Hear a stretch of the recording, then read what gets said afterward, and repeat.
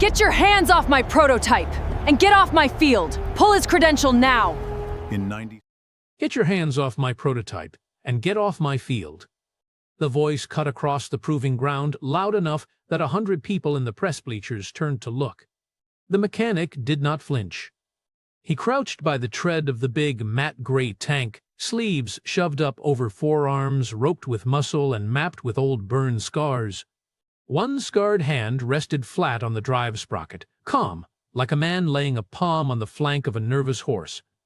Bald head. 3 days of gray stubble, a jaw like a closed fist.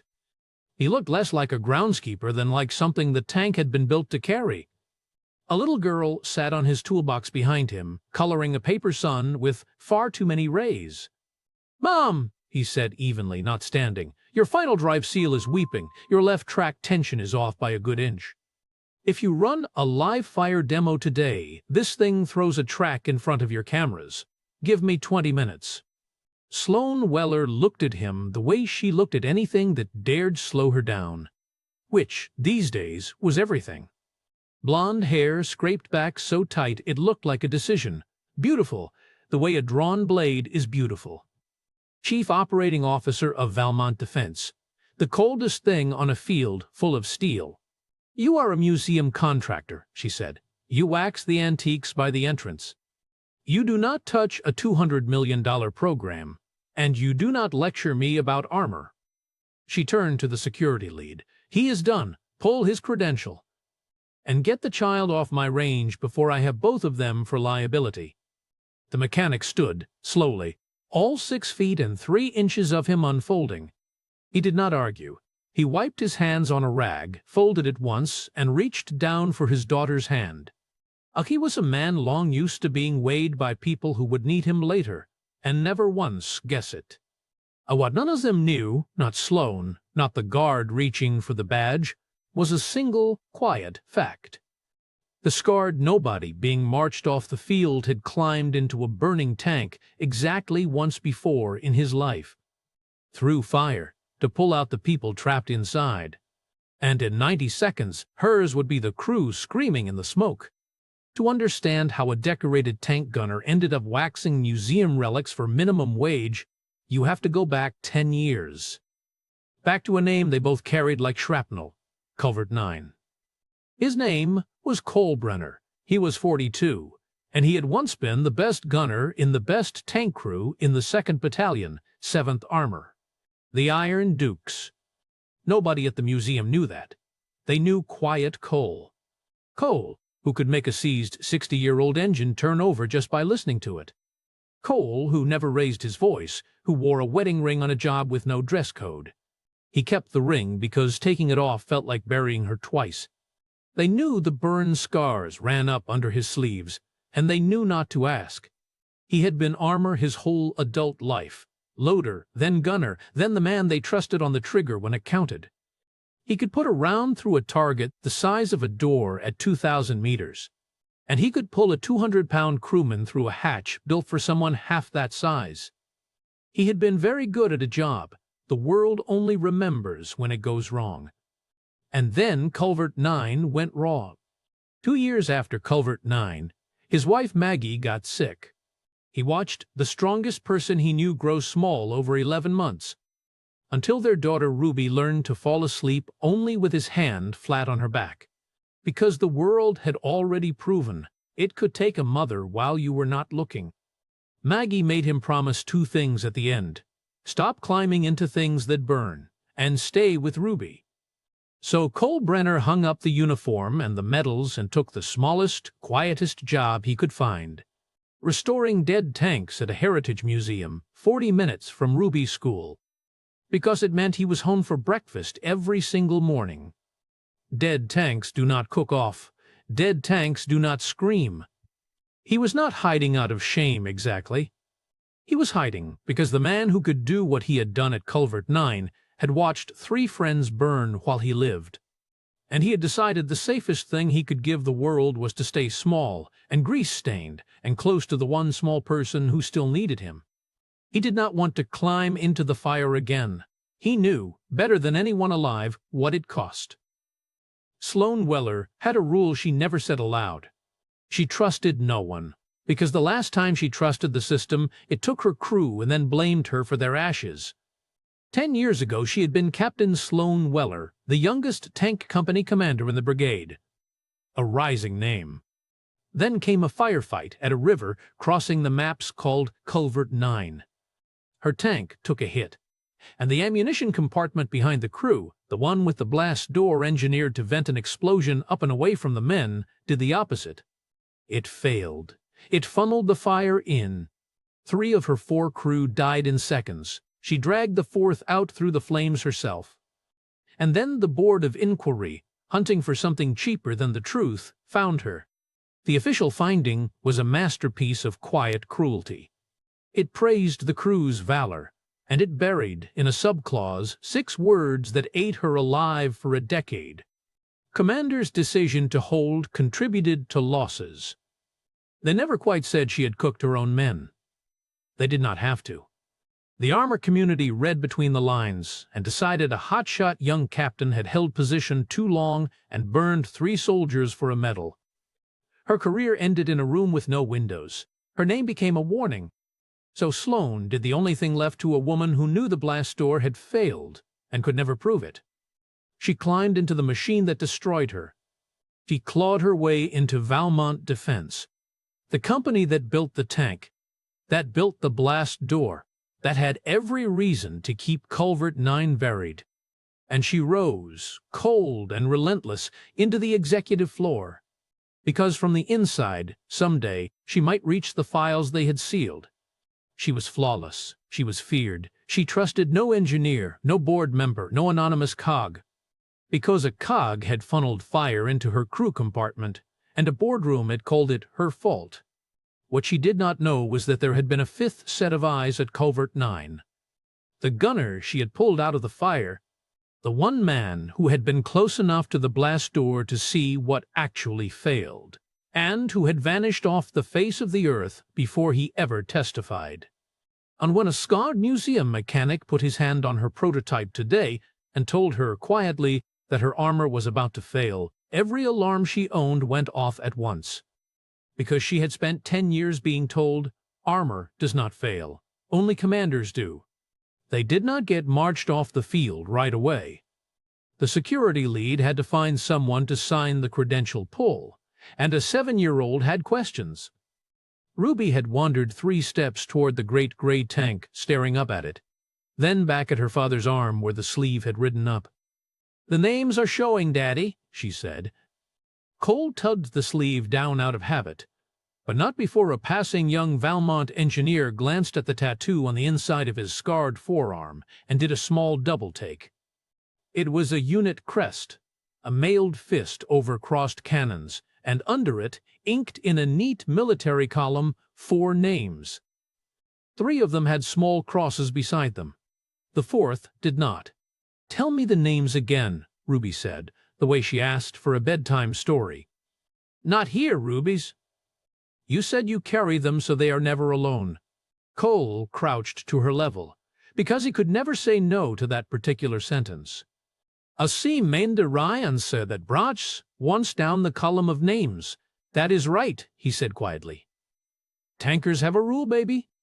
When it is burning, you get everybody out you can, and you carry the ones you cannot. Nobody burns alone," Ruby finished, solemn, 6 going on 7.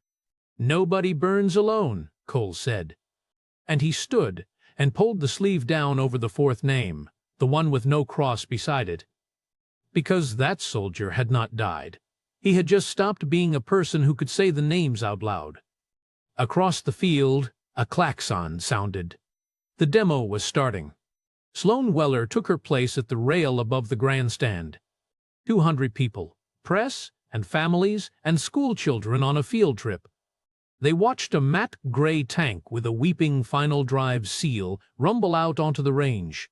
Up on the executive platform, Harlan Voss put a warm hand on Sloan's shoulder and told her to smile for the cameras. Voss was Valmont's vice president of programs, silver-haired, expensive. The man who had run the armor division for 15 years.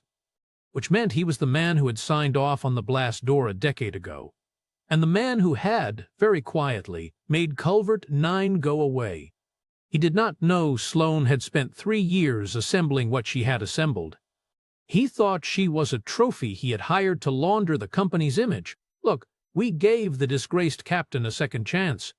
He had no idea she had taken the job to bury him. Big day, Voss said. New blast door revision goes to the Pentagon Monday. Let us not have any surprises. Sloane said nothing. She was watching the tank on the range and thinking about a scarred mechanic's flat, certain voice. Your track tension is off. This thing throws a track.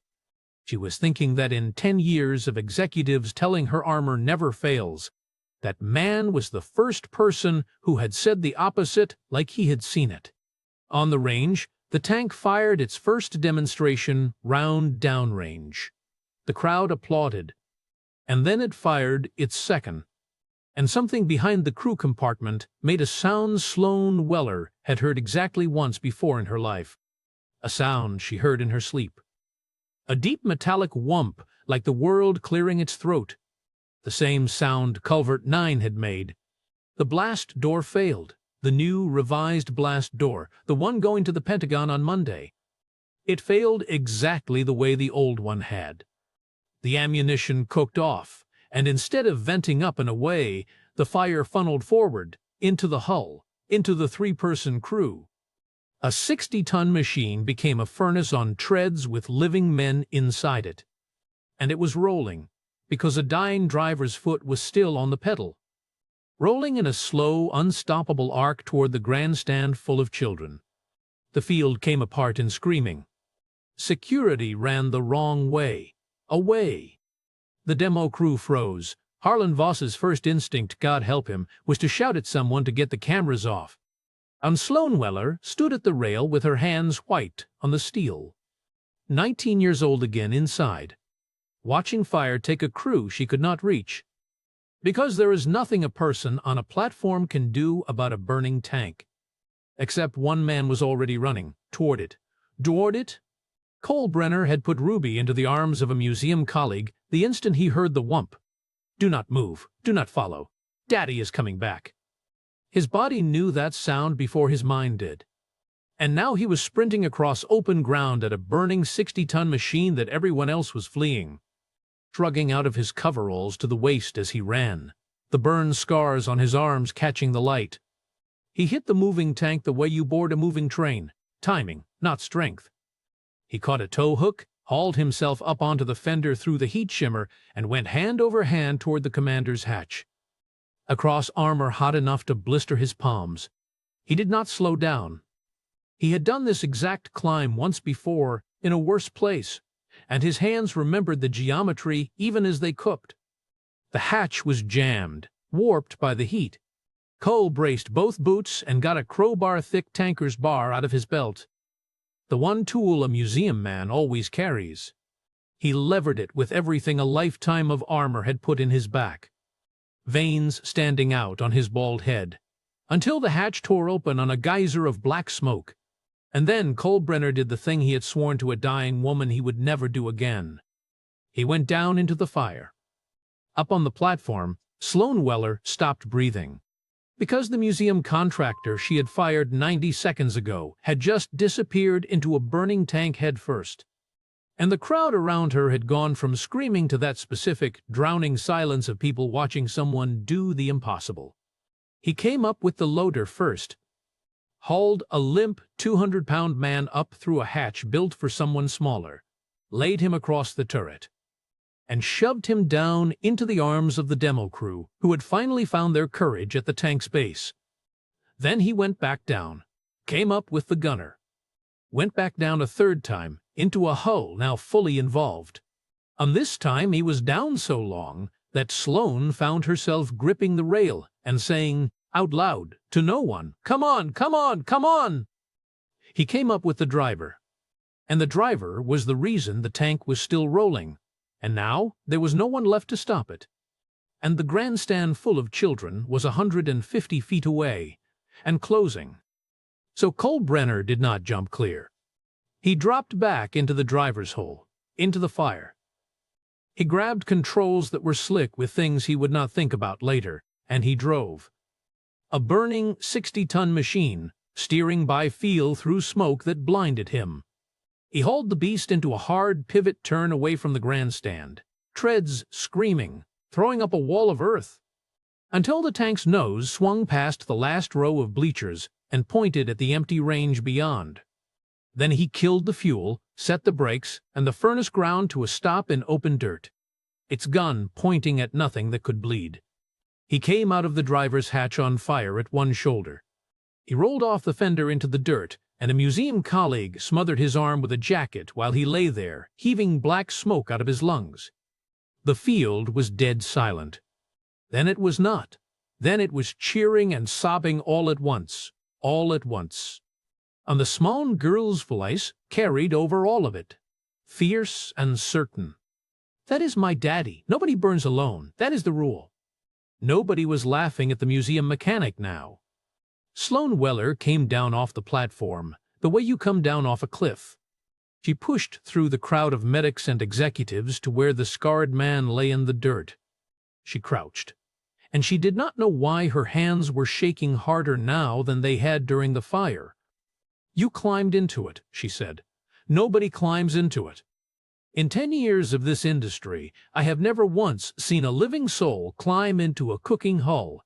Who taught you to—" And then his burned sleeve fell back from his forearm, and she saw the tattoo. A mailed fist over crossed cannons, the Iron Duke's, her own crest. And under it, 4 names in a neat column, 3 with crosses, and 1 without. She knew those names. She had written 3 of them on letters to 3 families. She had set all 4 of them into a board of inquiry microphone in a room with no windows. The 4th name, the one with no cross beside it, was C. Brenner. Sloane's whole world tilted on its axis. "Brenner," she whispered. "Gunner, 2nd Platoon, Culvert 9. Her voice broke on the last 2 words. "You were my gunner. I pulled you out of the— I have spent 10 years thinking you were—" She could not finish it. "Dead. Gone. A ghost I killed."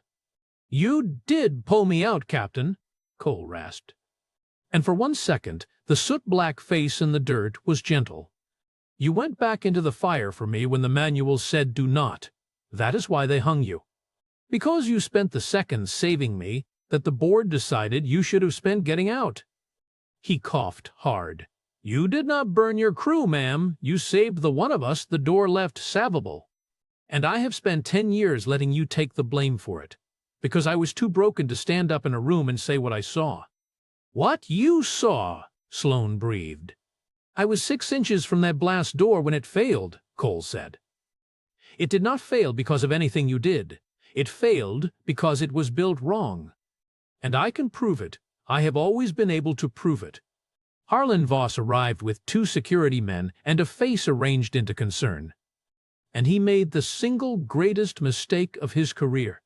This man is a trespasser and a liability," Voss announced, loud, for the cameras that were absolutely still rolling. "Get him off the field. Miss Weller, step away. We will handle." "He just drove a burning tank away from 40 children, Harlan," Sloane said. Without standing, without looking away from Cole. "Sit down." And Cole Brenner, flat on his back with one arm ruined, reached his good hand into the cargo pocket of his coveralls. He pulled out a small, heavy, fire-blackened object wrapped in a handkerchief, the way another man might carry a coin or a photograph. It was a hinge, a charred, sheared blast door hinge stamped with a Valmont part number and a lot code. "I pried this loose while I was trapped at Culvert 9, Cole said, waiting to find out if I was going to burn. I do not know why. Shock, maybe. I just knew the door had opened the wrong way, and I wanted to keep the peace that killed my friends.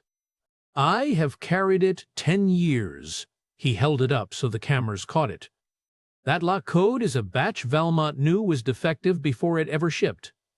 I could not prove the cover-up alone. A broken gunner with a burned hinge. Who would believe me? But you can, Captain. Because today, in front of 200 people and every camera in the state, the new, revised door just failed exactly the same way. And I will bet my life it is the same lot logic Voss signed off on to save a recall. Sloane Weller stood up slowly, the charred hinge in her hand. She turned to Harlan Voss, and 10 years of ice finally cracked into something molten. "That is what you buried," she said. "You let them brand me a butcher to save a line item. You let the whole Armor Corps believe I cooked my own men, so you would not have to admit the door was yours." She held up the hinge. "I took this job to find one thread, Harlan. He just handed me the whole rope." Voss lunged for the hinge, for the evidence. One last panicked grab. He never reached it. Cole Brenner's ruined arm shot out, and his good hand closed around Voss's wrist like a hydraulic clamp. And the vice president of programs was suddenly on his knees in the dirt beside the man he had called trash, held there without apparent effort by a gunner who had just walked through fire and had exactly nothing left to fear from a man in a suit. "Nobody," Cole said quietly, "buries this crew again." The federal investigation that followed did not take long, because it is very hard to argue with two identical failures 10 years apart. A whistleblower gunner, a fire-blackened hinge with a documented defective lot code, and live footage of a vice president trying to grab the evidence off the ground. But the thing that mattered most to Sloane Weller happened 3 weeks later. In a room with windows this time. When the Army formally vacated the original covert 9 finding and struck 6 words from her record forever. Commander's decision to hold contributed to losses, gone. Replaced with the truth. The blast door failed. The captain went back into the fire for her surviving crewmen. She had done everything right. And the machine and the men who built it had done everything wrong. And for 10 years the wrong people had carried the shame. When they told her, Sloane did not cry in the room. She waited until she was in the parking lot, alone. And then she sat in her car and came apart for 10 years all at once. And then she drove to a small house 40 minutes from a museum. And she knocked on the door of the man who had handed her back her name. Cole Brenner opened it with his arm in a burned dressing, a dish towel over his shoulder, and a 7-year-old peering around his hip. And Sloane Weller, Chief Operating Officer, Ice Queen, the most controlled woman in the defense industry, did not have a single prepared word. "You let them hate you," she finally said, "for 10 years, to protect a company that destroyed you." "Why?" "Same reason you climbed into Valmont," Cole said.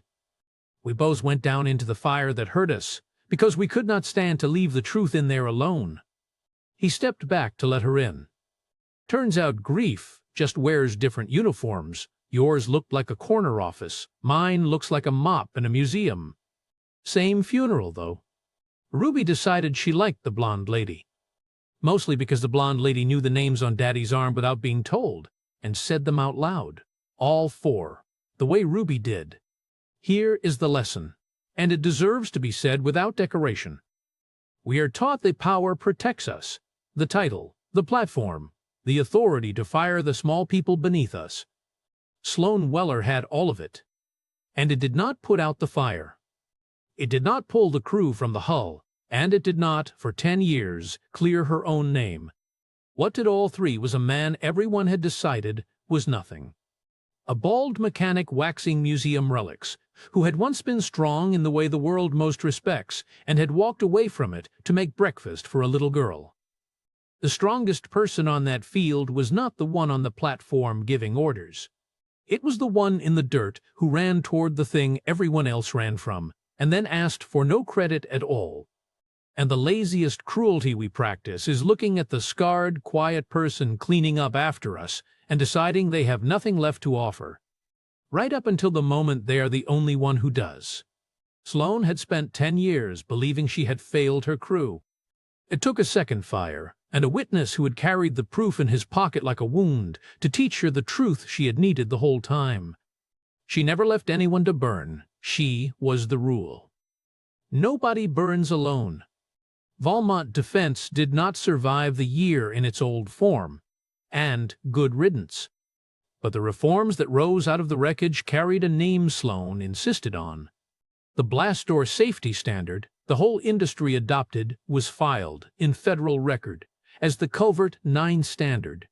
And beneath the dry engineering language, on the memorial plaque at the new testing facility, were 4 names.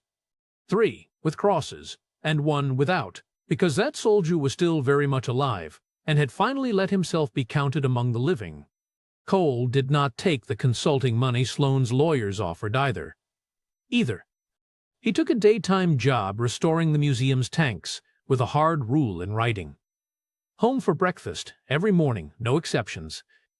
He had learned what it costs the people who wait, when a man keeps climbing into things that burn. And he was done making Ruby wait for anything. But on a Sunday in spring, in a backyard where the moon was already up in the daytime sky, Sloane Weller stood beside a scarred man at a grill. Not in front of him, not behind him, beside him. And for a long while, neither of them said anything at all. "You still carry them?" she finally asked. "The names?" Cole turned his forearm over, where the 4 names sat healing pink at the edges from the new burn. "Every day," he said, "but it is lighter now. For 10 years I carried them like a man carrying bodies out of a fire." He looked at her. "Now I carry them like a man who finally got to tell the truth about how brave their captain was." Across the yard, Ruby shrieked with laughter, running with her arms out, a paper sun clutched in one fist. "Watch me! Nobody gets left behind! Nobody burns alone!" "Copy that, Rubies," Cole called, and his voice caught. "Nobody burns alone." On Sloane Weller, who had spent 10 years branded for a fire she had fought with her bare hands, and been handed back her honor by a man everyone else had thrown away, stood beside the quiet giant in the ordinary sun. 4 names on his arm. A little girl in the grass. And for the first time in a decade, she let herself simply belong somewhere that no one could take from her. If you believe the strongest person in the room is almost never the loudest, that real courage runs toward the fire and then asks for none of the credit, type "nobody burns alone" in the comments. If Cole's rule, "you carry the ones you cannot save," landed somewhere in your chest, hit that like so more people hear it. And subscribe, because the next story is about a snowbound mechanic everyone treated like hired help at a billionaire's mountain lodge. Until the avalanche came down, the roads closed, and the only person who knew how to keep 12 strangers alive was the man they had made sleep in the garage.